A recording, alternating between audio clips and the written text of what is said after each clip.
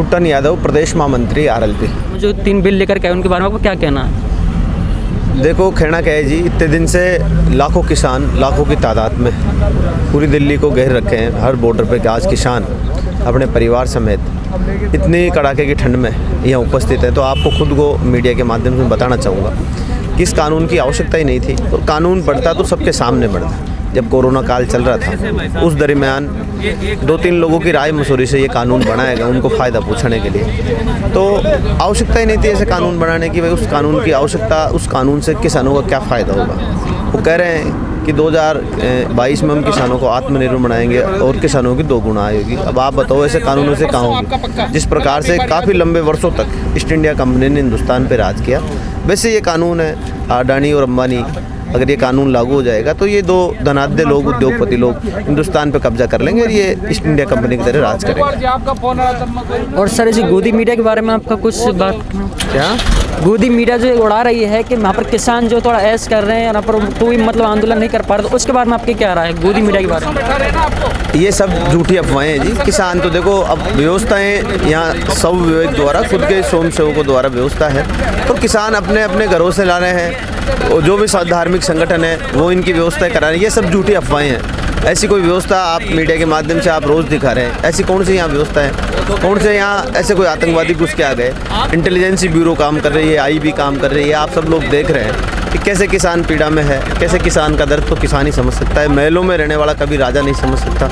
इसलिए मैं तो ये कहूँगा कि आप मोदी जी को समझना चाहिए, केंद्र सरकार को भी समझना चाहिए, अपनी हरदरिमिता को छोड़ते हुए किसानों की बात मान लेनी चाहिए। फ़ायदा इसी में रहेगा। नहीं, 2024 में इसका भुगतान उनको निश्चित रूप से भुगतना पड़ेगा।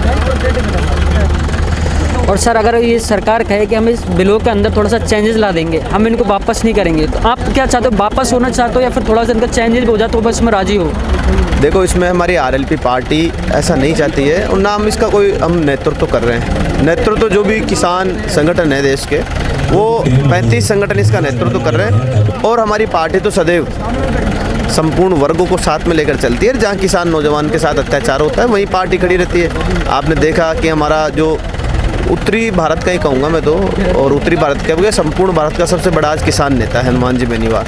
वो बिना किसी लोभ लालच के अपने आज एनडीए घटक दल के नाते उन्होंने गठबंधन को तोड़ा है। और अगर वो ऐसे बड़े पद को आसीन थे, 3 समितियां उनके पास थी, उनको ठुकरा दिया, तो आप अपने आप में ये सोचें कि देश का पहला नेता है अकाली दल के बाद में कि अपनी एक किसान की पीड़ा को समझ के, क्योंकि उन्होंने किसान के घर में जन्म लिया है, इसलिए उन्होंने किसान की पीड़ा को समझते हुए इस आंदोलन को अपना समर्थन दिया है पार्टी समेत।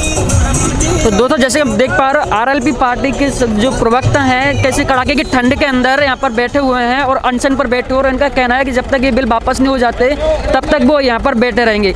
थोड़ा सा मैं कैमरामैन से कहूँगा तो थोड़ा सा इनको दिखाएं यहाँ पर सबको। तो इस तरह की कड़ाके की ठंड में अभी यहाँ बैठे हुए हैं और यहाँ पर इन्होंने एक ही बात कही हुई है कि जब तक ये बिल वापस नहीं हो जाएंगे तब तक ये यहाँ से नहीं हिल पाएंगे।